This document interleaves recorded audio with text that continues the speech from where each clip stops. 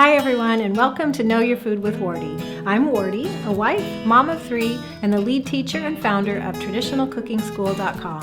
I'm also the author of The Complete Idiot's Guide to Fermenting Foods. I'm so glad you're here. This is the podcast devoted to healthy family cooking with traditional methods like sourdough and old-fashioned pickling.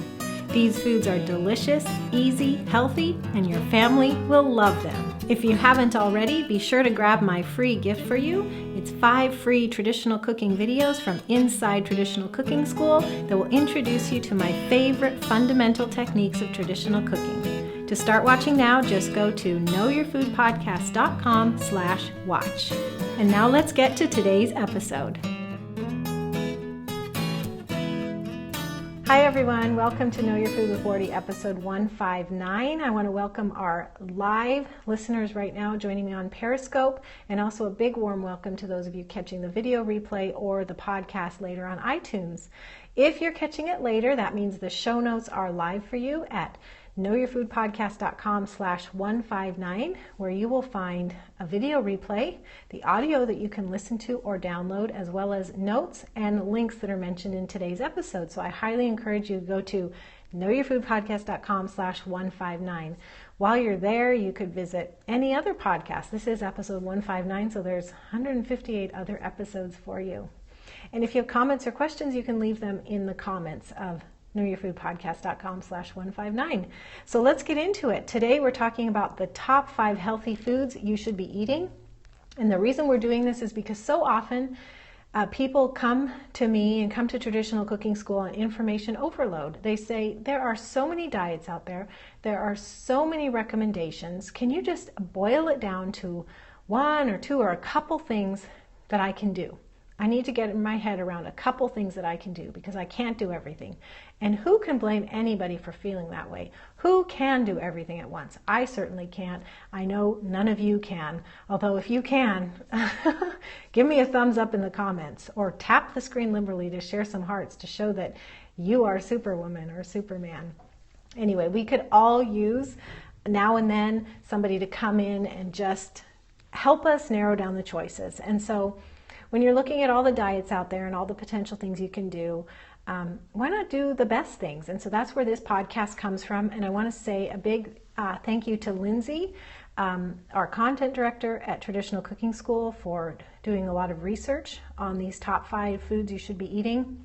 Also, this was a blog post few months back, and so if you want to read the actual blog post with all the sources and pictures and information, you go to tradcookschool.com/top5, TOP5. Okay, and that link will also be at the show notes. Basically, the point of this is that stop stressing out, stop worrying about which diet, because if you can focus on top 5 healthy foods, it doesn't matter what label you put on it, it doesn't matter what kind of approach you take. If you can fill your diet with these top 5 healthy foods, you're going to be just instantly improving and transforming your diet without doing anything official. It's quite amazing. We just ask you to focus on these nutrient-dense foods, and it crowds out all the other stuff. It really does if you focus on this. Okay? So, lesson here is let's keep it simple. And here are top 5 healthy foods you should be eating. Number 1, I doubt this will come as a surprise to many people at Traditional Cooking School or people who've been interested in healing, gut healing or any kind of healing. And that is, I'm going to move my stand here a little bit, let in a little bit more light. And that is bone broth. This is perhaps the simplest, most traditional, most prized, nutrient-rich food in the whole world. And it's very humble, isn't it? The humble bone broth. It's made from scraps of cartilage and tendons and bones, but it's full of good stuff: collagen, gelatin, minerals, amino acids. Bone broth delivers a lot of nutrition for very little money, and the reason it's so frugal is really because you are taking leftovers. You cook a chicken and you're taking those leftovers that you might otherwise feed the dog or compost, and you're creating this gold out of it. I mean, I know that we can go to the butcher and we can ask for bones, but usually bones are what's left over. Okay, here's some other benefits of bone broth. It helps heal and seal the gut. It strengthens bones. It reduces joint pain and inflammation. It promotes healthy hair and nail growth. It's also healing to the adrenal glands and thyroid. It's one of the most frugal foods you can eat, as I mentioned before, because it's just water and scraps that you would otherwise give to the dog or compost. At Traditional Cooking School, we have a couple methods for making broth. Of course, now we're all into using our pressure cooker, like our Instant Pot, to make it quick. But we also do perpetual bone broth in a crock pot where you just keep it going. You can also do, one-off batches, as we teach inside our Fundamentals e-course. And I also want to refer you to my friend Megan Stevens at eatbeautiful.net, because she has a wonderful post on bone broth. You just search eatbeautiful.net for that, and she tells you about harvesting your bone broth at different stages to recognize the beauty of broth at each stage. So if you want to get more advanced, you can do that, but right now my recommendation is to get some bone broth in your diet regularly. You can do that by drinking it straight from a mug. I love to make a big batch and then put it in my half-gallon jars to put in the fridge, as we're, just to use for sauces and meals throughout the week, but inevitably there's a little bit left over, and I put it right in a mug and I salt it up and I just sip on it for the next hour. Or faster if I'm really thirsty and it's cool enough. Just, it's so satisfying. I love salted bone broth. But we know that, maybe some people in your family don't prefer drinking it straight from the mug. So at the show notes, I'm going to have a link for you that gives you 8 ways to use it without drinking it straight. Here's your action step for this. It's to begin making bone broth and finding ways to incorporate it in your family's meals. And visit the show notes for links and more about this. knowyourfoodpodcast.com/159. So that was number 1, bone broth. I'm going to take a quick poll in the comments here. Who here, put a thumbs up if you are making bone broth that you wouldn't think that was a tongue twister. If you are making and consuming bone broth fairly regularly. In the comments, what do I do if my bone broth is oily? What you do is you harvest the oil, actually after about an hour or so, I believe, and just reserve that for cooking. Harvest it before it gets rancid, because long cooking will make that oil turn bitter and rancid. So we're getting all kinds of yeps and thumbs up. Yes, I try. Thumbs up. Great, great, great. Trying. Good job, everybody. If you go to eatbeautiful.net and you search for Megan's post on bone broth, she explains that whole fat issue. So you can get out of that whole oil issue there. Someone's saying, have some cooking now. Great, and the thumbs up continue to come in. I'm proud of all of you. So you've already got number 1 mastered. Number 2 of the top 5 healthy foods to get in your diet is fermented foods. Did you know that 80% of your immune system lives in your small intestine? And there's a delicate balance of beneficial and harmful bacteria of yeast in there. And so that balance, you want to shift it toward the beneficial, right? Well, because those beneficial organisms are responsible for nearly every function in your body. Big one is the immune system, as I mentioned. So it stands to reason that keeping the number of beneficial organisms up and the number of harmful organisms down makes a lot of sense. How do you do this? Through fermented foods, because they are rich in beneficial organisms. So you might take probiotic supplements, and that's fine, and nothing wrong with that, but you shouldn't do that at the expense of probiotic foods, because probiotic foods have enzymes, beneficial acids, as well as the probiotics. I mean, it's like the whole food, big picture benefit, if that makes sense. And making fermented foods and drinks can be fun. I'm all about that. I'm the author of The Complete Idiot's Guide to Fermenting Foods, and lactofermentation e-course is one of the most popular courses inside Traditional Cooking School, and at traditionalcookingschool.com we have all kinds of fermented recipes and lists. So if you visit the show notes, knowyourfoodpodcast.com/159, I'm going to have links to a whole bunch of lists of Traditional Cooking School approved fermented recipes for you to try. I do recommend that you either get a hold of my book, and Shelley said she's reading it right now, or that you visit our lactofermentation e-course so you can understand the science behind it. It's very simple, it's a very beautiful process, and then that can inform you as you explore recipes. Okay, so here's your action step on this healthy food number 2, is to choose a ferment, make it and eat it, and then repeat and repeat and repeat. Do not feel like you have to make the whole world of ferments all at once. You just make one at a time. In the comments, there are only 2 of us. How long does kefir last? Kefir actually lasts a couple weeks in the fridge, but it's going to continue to get more sour. So what you want to do is find the balance of how much kefir you can consume before it gets too sour for you to finish it. So maybe it's just a quart, maybe it's a half gallon. It's something you want to play with. Number 3. This one's a biggie. It's got to be on the top 5 list. Pastured meats and organs. Did you know, now this is a sad fact, almost all meat in the United States comes from CAFOs, concentrated animal feeding operations. And the animals raised in CAFOs are raised in deplorable conditions. And those conditions come with a price on our health, in addition to theirs. But if we eat unhealthy animals, we get the negative benefits of that. So they're in close quarters with other animals. They're often without fresh air, clean water, and sunshine, so they're more prone to sickness. Their food, therefore, is laced with antibiotics, which then end up in the meat. And I am making some broad brush generalizations here. I know that not all conventional meats are raised as badly as the CAFOs, so please understand that, and you'll see why in a minute. So it was also discovered decades ago that small daily doses of antibiotics, remember I said their feed was laced with it because they're more prone to sickness, so that just, keeps them from getting infected. Anyway, these daily doses of antibiotics cause the animals to gain up to 3% more weight than they otherwise would. And numerous studies are showing that the same antibiotics that are used to keep confined animals unsick, because otherwise they would be prone to sickness, is making humans more sick because these antibiotics are affecting the flora in our guts. Really sad. And if that use of antibiotics wasn't enough to turn you off of conventionally raised animal products, let's look at the diet of these animals. In a CAFO, cows are fed an obscure concoction of chemically laced corn and other grains, byproducts from the production of ethanol and high fructose corn syrup, and silage. The trouble is that cows aren't designed to eat grains byproducts. They are designed to eat grass. So this unnatural diet produces a sick, nutrient-deficient animal, resulting in nutrient-deficient meat and toxic organs for you and me.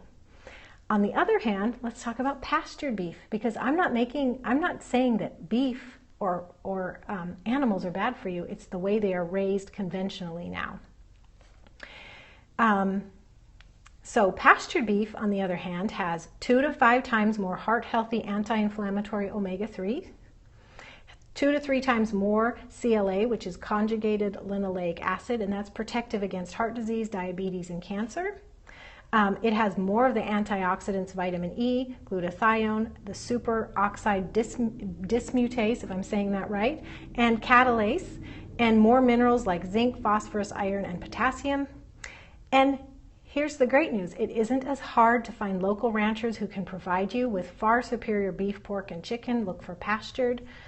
They might even be giving a bulk discount if you order a half or a quarter or even a whole. And these ranchers, the beauty of it is they are in control. If they're doing their jobs right, and you can ask them. It's not this anonymous thing. You can actually go there or see their website or ask for pictures or ask questions. They're in control of the process from start to finish. And so you could even ask for extras too, like bones to make bone broth. Remember number 1? You can ask for organs, because organs are even more concentrated sources of especially fat-soluble vitamins A and D. You can even ask for feet. So chicken feet have extra gelatin to make extra gelatin-rich broth. It's kind of amazing. Now, you shouldn't eat the organs of conventionally raised animals. I think everybody knows this, but I'm going to say it anyway because they are, like especially the liver, it's the detox factory of that animal's body. So it's going to have the most concentrated amounts of the toxins that the animal has been eating or in the air or whatever, even if they are in grass and the grass has had pesticides. So the liver is going to contain that. So make sure your organs are from pastured animals. So here's your action step on this, number 3, to have pastured meats and organs. Is cheap meat may seem like a deal, but it's really not. So check eatwild.com or localharvest.org or your local Craigslist or health food store or your local resource like your local Weston A. Price Foundation to find farmers of pastured animals near you. And as you find these sources, begin including them in your family's diet. Okay, so that was number 3. Eating pastured meats and organs, so important. Number 4 is lots of cooked veggies. Now, raw vegetables can be beneficial, but they're often difficult to digest, especially people with poor digestion or leaky gut. So most of the time, raw veggies should be reserved for fermenting or just eaten sparingly. Now, if you roast, boil, or steam vegetables, you're softening their fibers, you're making their vital nutrients more available for your bodies. Green leafy vegetables like kale, chard, and spinach should always be cooked before eating, and actually ideally the water drained, because they have oxalic acid, which is it prevents mineral absorption, prevents nutrient absorption. So that's one of the reasons why we don't really recommend green smoothies with raw greens. So that's a special class of vegetables where cooking is actually very beneficial and very recommended. So your action step on this, which is eat lots of cooked veggies, is to include a rainbow of veggies in your family's diet. So reds, oranges, yellows, greens, purples, and whites. And I have a list of the various kinds at knowyourfoodpodcast.com/159. In the comments, no spinach salad. Actually, occasionally is okay, but spinach is one of those dark greens that should be steamed and the water drained. Or fermenting also reduces the oxalic acid. But regular consumption of oxalic acid is going to lead to mineral deficiencies. It's also, if you look at it under the microscope, it's like shards of glass inside your body, and it can cut and anyway cause difficulties. So like whatever stones you build up are highly related to oxalic acid frequently. There's a member of our family who got, what was it? Some type of stones, and the doctor said, you got to stop having spinach salad, and that indeed has kept the stones away. Because the oxalic acid, like I said, you look at it under a microscope and it's shards of glass, and they just build up in your body and build up those stones. Okay, so that was number 4, lots of cooked veggies. And now we're on to number 5. This is not going to come as a surprise to anybody either. Healthy traditional fats. When I use the term traditional, I mean foods that our ancestors, our great-great-great-great-grandparents would have eaten for thousands of years. Not the foods that are developed in a lab, not the foods like, the canned food industry where canning became the norm to get food last on the shelves for years and years.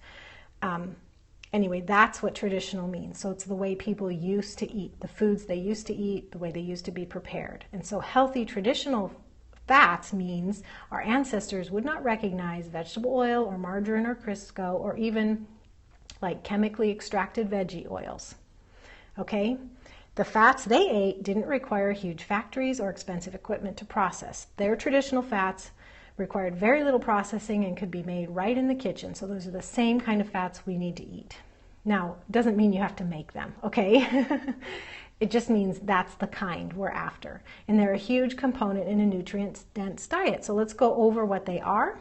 Butter, so you'd look for grass-fed or pastured butter or simply regular butter instead of margarine. So butter, real butter, even if you're at a restaurant and you've ordered toast, say, could I have real butter on that? Or if you have like green beans or roasted or steamed veggies, ask for real butter. And a real restaurant should have real butter. Okay, ghee is clarified butter, where it's purified to remove milk and other impurities. Not to say that milk is an impurity, but when you make butter, it's not pure unless you turn it into ghee. Okay, and I talk more about that inside Traditional Cooking School. So if you're a member, just go to the Fundamentals 2E course. We have a whole lesson on ghee. So you can make your own or you can purchase it.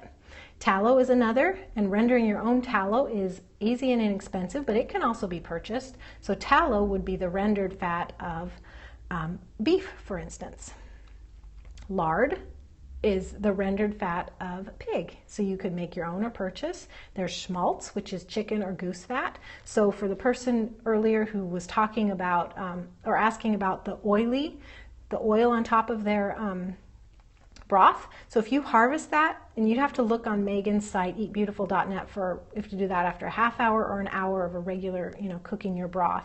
But if you harvest that fat then, before it's cooked long and turned bitter or rancid, what you're harvesting is schmaltz. So put it in a jar or bowl and it solids up, and then you can fry your eggs in it. You can saute veggies or stir fry. You can add it. I mean, you could spread it on your toast. That's schmaltz. So your chicken, basically your poultry fat is called schmaltz, or chicken or goose fat. Then there's duck fat, there's goat fat, and then there's all these wild animals like bear and seal and whale, and those are prized in certain areas of the world. And if you could find some and try it, do. Happy Skinny Mama is saying she just made clarified butter, and I'm also getting a thank you. This helps a lot. Great. There's also olive oil, extra virgin olive oil. Do you know how olive oil is made? I mean, maybe now they have the machines, but the whole community would get together in this big pit of olives, and they would use their feet and they would just crush. That's how easy it is to make olive oil come out of olives. Remember what I said about the traditional fats could be made without big machines and factories? Now they may use big presses now for the olive oil, but literally the oil comes out of the olives. You can just press it out with your feet. I'm not necessarily advocating that, but just to explain the principle here. Avocados and avocado oil, coconut oil. So here's your action step on this healthy traditional fats, top food number 5, which is toss out any vegetable oils or margarine you might still be using and replace those unhealthy fats with the healthy traditional fats I just named. So is it pretty simple? I mean, we didn't talk about paleo, we didn't talk about primal, we didn't talk about gluten-free or dairy-free or SCD or GAPS or FODMAPs or AIP. These are just top 5 healthy foods that are going to transform your diet if you just pursue them. And you know what you eat. If you fill your belly with good things, it means you're not eating bad things. So if you're trying to get away from processed foods or standard American food or sugar or the chemical flavors or the saltiness of standard American food, the things I've just mentioned are going to satisfy you so deeply that over time cravings and room for that other stuff is simply going to go away. And so I'm hoping from this podcast just to show you how simple real food can be by pursuing top 5 healthy foods. And of course there's more things we could say, but I think if we pursue these top 5, like I told you, you're going to crowd out the bad stuff. Thanks everyone. Do you have any questions? I can take questions for a couple minutes. Thank you for being here. Thank you for the hearts, and I've been seeing your comments come in as we talk. It's been such a blessing to talk with you. All right, does that mean everybody's good? Okay, well let me wrap up. Oh, how do you know how to make coconut oil? I actually don't know how to make coconut oil, but it's a traditional practice. It might involve a centrifuge or spinning coconuts or pressing coconuts. You could Google that, but it is something that they could do without big machines. Thank you, everyone. Thanks for the good comments. Okay, as we wrap up here, let me remind you the show notes are available for you with links and more. knowyourfoodpodcast.com/159. Also, at Traditional Cooking School, I have a free video series to introduce you to my favorite fundamental techniques of traditional cooking. It includes fact sheets, things to help you put what you learn into practice with an easy reference. And so that is at tradcookschool.com/watch. So be sure and grab that if you haven't already. It's a completely free gift to you, and I love introducing people to traditional cooking and showing you how easy and nutritious it can be. Commenter just asked for a quick recap, so I'll be happy to do that. Number 1 was bone broth. Number 2 was fermented foods. Number 3 is pastured animal meats and organs. Number 4 is lots of cooked veggies. And 5 was healthy traditional fats. So focus on those and so many things will fall into place. God bless you. Talk to you all again in a week. Thank you so much for joining me today. I hope you'll come back again soon. Here's what you can do next. You can visit the show notes for this episode to get links and more resources about today's topic. Just visit knowyourfoodpodcast.com/ and then without a space, type in the number of today's episode. You can stop by knowyourfoodpodcast.com/watch to get 5 free traditional cooking videos from me. It's a gift. And finally, you can subscribe to this podcast on iTunes, the podcast app, or Stitcher. If you're on a mobile device, just search for Know Your Food with Wardee right in the app. If you're on a desktop or laptop, just go to knowyourfoodpodcast.com/iTunes right in your browser. And while you're there, please leave a rating or review. I love to get your comments, and your feedback makes it much more likely that others who are interested in traditional cooking will find my podcast too. Thanks so much. God bless you, and I'll see you again soon.